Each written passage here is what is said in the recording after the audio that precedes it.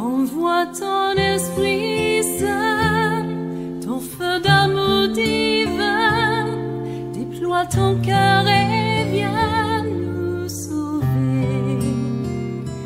Délivre-nous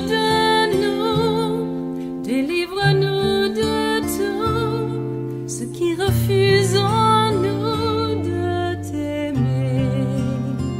Du sang de ton agneau, déversons-nous le flot des abondantes eaux de ton pardon. Viens inonder nos vies, restaure-nous, guéris ton Église.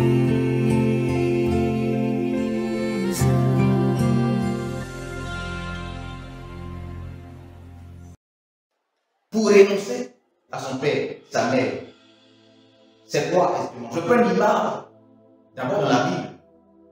Abraham a renoncé à son papa, sa maman, sa famille, sa patrie. Et Dieu lui a dit, suis-moi. Alléluia. Mais avant que Abraham ne renonce à quelqu'un qui ne connaissait pas, à un Dieu qui ne connaissait pas, il va avant. Comme cette personne avec Jésus, cette foule, en Luc 14, verset 25. Comme également ce peuple d'Israël qui est quitté là-bas, qui a défié Pharaon pour suivre Moïse. Il fallait d'abord que cette personne croit. Il croit en Moïse. Il croit d'abord, avant de le suivre. Il croit. Ces foules-là, avant de suivre Christ, ont cru d'abord. Avant de le suivre, mais comment avec Jésus croit. Lorsque nous croyons, c'est alors que nous le suivons. Et à un moment donné, il nous dit, si tu renonces à ton papa, à ta maman, à ta patrie, à toi-même, ton être, toi-même, tu es donc. Et si tu restes celui que tu es, si tu décides de rester l'être que tu es, l'être qui est né en Égypte, l'être du péché qui est né en Égypte, à l'image d'Adam déchu, l'homme déchu, si tu décides de rester cet être, tu ne peux pas devenir. Pour devenir le disciple de Jésus, il faut le suivre. Et il dit, tu ne pourras pas me suivre, tu vas rester en route. Tu seras découragé, tu vas rester en route. Tu seras fatigué, tu vas rester en route. Un jour, tu vas rester en route.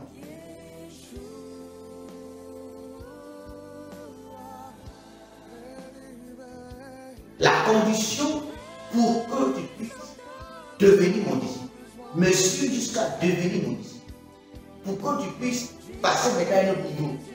Tout le monde a dit oui, c'est pas ça le problème. Oui, c'est pas le problème. Mais quand tu dis oui, Dieu merci, tu n'es pas mort, tu veux. Étant donné que tu n'es pas mort, tu es obligé de devenir. Si tu mourais comme le brigand à la croix, alléluia. Mais tu as dit oui. Bon, maintenant tu vas vivre comment? Ça c'est la question. Alléluia. Une chose, elle dit oui. Oui, je veux. Oh Seigneur, je veux. Oui, c'est toi, Père Dieu. Oui, Seigneur, je veux ma vie. Pile-moi, pile-moi. Oui, Seigneur, fais-moi ce que tu veux. Il ne s'agit pas de ça. Il ne s'agit pas de ça. C'est trop. Tu te demandes trop. Tu veux trop te donner. Il dit un peu. Un peu là, c'est quoi? Il faut avoir la capacité de haïr ton père, de haïr ta mère, de haïr tes frères. Si eux, ils ne sont pas s'ils t'entraînent dans ce qui n'est pas du Dieu, tu dois prendre la décision de t'attacher à Dieu.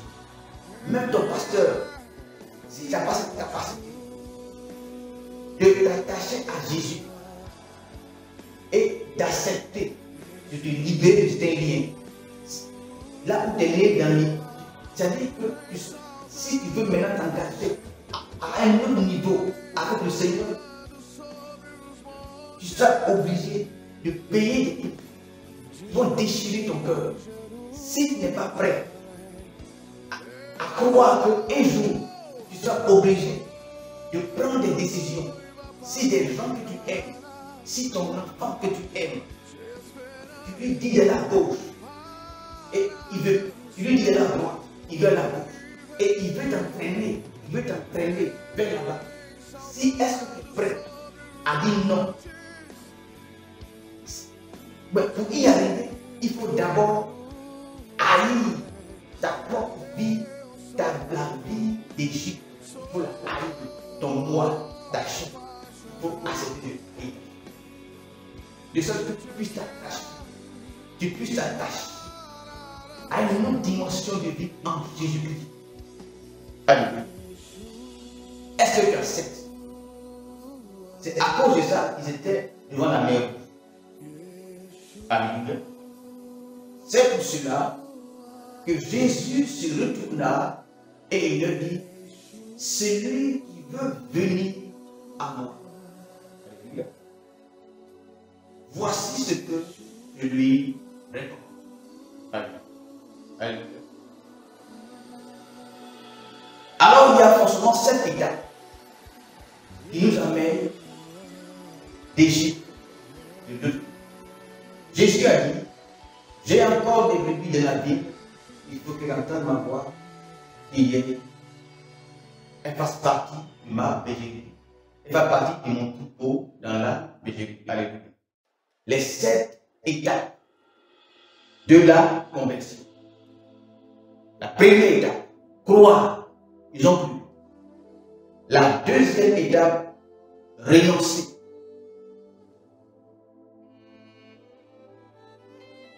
Alléluia. La troisième étape, se repentir à soi-même. La quatrième étape, prendre sa croix, se charger de sa croix. La cinquième étape, de suivre. Mais quand on le suit, on ne va pas en malade. Quand on le suit, on va maintenant atteindre la septième, la sixième étape, n'est-ce pas, qui est mourir. Après la mort, ce n'est pas fini. Et la septième étape, n'est-ce pas, la résurrection. Alléluia. Croire, se repentir, renoncer à soi-même, prendre sa croix, le suivre, mourir, ressusciter. Ressusciter en nouveauté de vie, de la mer. Mais tout se passe dans la traversée. Tout dépend dans la traversée. La première étape, croire, se repentir, renoncer. Prendre sa croix, le suivre, mourir, ressusciter. Alléluia, si vous voulez donner étape par étape, qu'est-ce que veut dire croire, se repentir, renoncer, etc. Nous pourrions aller étape par étape afin de voir cela consiste à quoi cela consiste. Et c'est lorsque nous passons par ces 7 étapes que nous sommes de l'autre côté de la mer, dans la bergerie du Seigneur, comme il a dit dans Jean 10, que nous commençons à entamer une nouvelle vie avec le Seigneur, que nous commençons à entamer une nouvelle vie avec le Seigneur pour aller maintenant vers la 3e étape et Canaan. Nous parlons, n'est-ce pas, de l'Égypte à Canaan, la grande traversée et l'histoire de l'Église. C'est ce qui concerne l'Évangile. L'Évangile parle de ça. Autre chose que ça, ce n'est pas l'Évangile et nous allons progresser. Lorsque nous passons à cette étape-là, nous allons à une étape que nous allons, n'est-ce pas, parler. Tous les défis de l'Église se trouvent dans cette 2e étape. Tous les défis de l'Église se trouvent dans cette étape. Parce que nous parlons, sont quittés, n'est-ce pas, de la première étape qui est le monde. Ils sont quittés dans la première étape qui est le monde et ils sont maintenant dans la 2e étape. Nous entamons la 2e étape qui est le désert, qui est la condition afin d'arriver, n'est-ce pas, à Canaan. Le désert est la condition avant d'arriver à Canaan. C'est l'histoire de l'Église qui parle de ça. Alléluia, bien-aimés, que le nom du Seigneur soit béni, que le Seigneur nous aide à réellement quitter le monde. À réellement quitter le monde. 3e chose. Maintenant, réellement quitter le monde lorsque nous allons mourir et ressusciter. Et cela se fait à une fraction de seconde lorsque nous croyons en Jésus, à la prédication de l'Évangile, lorsque nous croyons à la prédication de l'Évangile, lorsque nous croyons à la prédication de l'Évangile. Je ne parle pas d'enseignement, je parle de la prédication de l'Évangile. Car il y a une différence Et beaucoup de chrétiens, et même les pasteurs ne le savent pas, c'est pourquoi les chrétiens naissent mal. Le problème de l'église, c'est la nouvelle naissance. Le problème de l'église, nous allons peut-être nous arrêter là, afin de parler très sérieusement, n'est-ce pas, du problème de l'église. Les gens ne sont pas nés de nouveau et on leur fait croire qu'ils sont nés de nouveau. Les gens ne sont pas convertis et on leur fait croire qu'ils sont convertis. Beaucoup d'hommes pensent que c'est en donnant l'enseignement de convertir personne. L'enseignement, ça ne convertit personne. C'est la prédication, la façon de naître de nouveau qui va te convertir.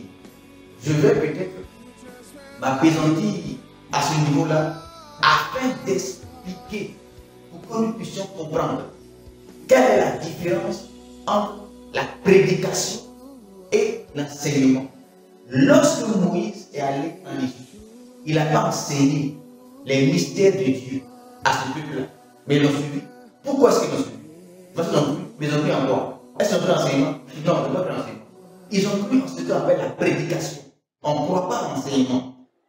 La Bible dit, lorsqu'il viendra le Saint-Esprit, il vous amènera à comprendre lorsqu'on va nous enseigner. Mais il viendra où? De ceux qui ont cru. Le Saint-Esprit vient dans le cœur de ceux qui ont cru. On croit d'abord, on n'enseigne pas les païens. On n'enseigne pas les païens. Comme Seigneur se promet, il dit, je vais les enseigner. On n'enseigne pas les païens. Les païens sont dans le monde. La prédication de l'évangile, sinon l'enseignement de Dieu, c'est les mystères de l'autre monde. La Bible dit, Paul dit que ce sont des mystères. Paul dit que c'est une aberration dans les oreilles, dans le cœur des païens. Ils ne comprennent pas ça. Pour qu'un païen puisse comprendre, il faut qu'il accepte la prédication. Il faut croire en Jésus. Croire, on ne réfléchit pas. On croit bêtement. On ne réfléchit pas. On réfléchit à l'enseignement. Mais à la prédication, Jésus est fils de Dieu. Il faut croire en lui. Il doit comprendre d'abord avant de croire en lui. Il doit comprendre d'abord avant de croire en lui. Comment? Alléluia. Nous allons parler de ça pour que nous puissions comprendre. Nous allons parler de ça. C'est très important. Même si cela échappe au pasteur. Le problème de l'église aujourd'hui, c'est que les gens ne sont pas convertis. Et on ne bombarde des enseignements. Quelqu'un n'est pas converti d'un enseignement ou quoi? Quelqu'un n'est pas converti. Je ne veux pas des mystères des royaumes, des mystères de Dieu. Il va faire quoi avec ça s'il n'est pas converti? La première des choses, en fait, quelqu'un qui n'est pas converti, il n'est pas encore, il a accepté, n'est-ce pas? Il n'est pas encore rentré dans le royaume. Et il a décidé de rentrer dans le royaume. Il dit croire. Il dit croire. Mais la fraction de croire, il y a beaucoup d'éléments qui sont dedans. Ce n'est pas un seul élément, c'est fait en même temps. C'est-à-dire croire, se repentir, renoncer, prendre sa croix, marcher avec sa croix, suivre ses choses.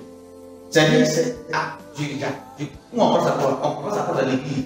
On prend sa croix comme accepte. C'est-à-dire, c'est en même temps. Croire, se repentir, renoncer, prendre sa croix, suivre, mourir, ressusciter. Mais jusqu'à prendre sa croix, c'est en même temps. On prend sa croix, c'est-à-dire qu'on prend sa croix et on commence à le suivre, on marche. Mais sinon, quand on accepte le Seigneur Jésus, c'est-à-dire qu'on croit, mais pour repentir fait partie de croire. C'est-à-dire quand tu dis je crois, on ne peut pas se croire en se repentant pas. C'est-à-dire toi tu crois, tu acceptes d'être mauvais et puis tu crois. Non, non, non. Ça dépend tout dépend maintenant de le monsieur qui a dit quoi. Celui qui a prêché là, qui a dit quoi. C'est ceux qui prêchent là, qui font entrer les gens. C'est eux qui ont les problèmes. Ce n'est pas les gens qui croient sur les problèmes. Ça dépend de comment le monsieur là, ce qu'il a dit.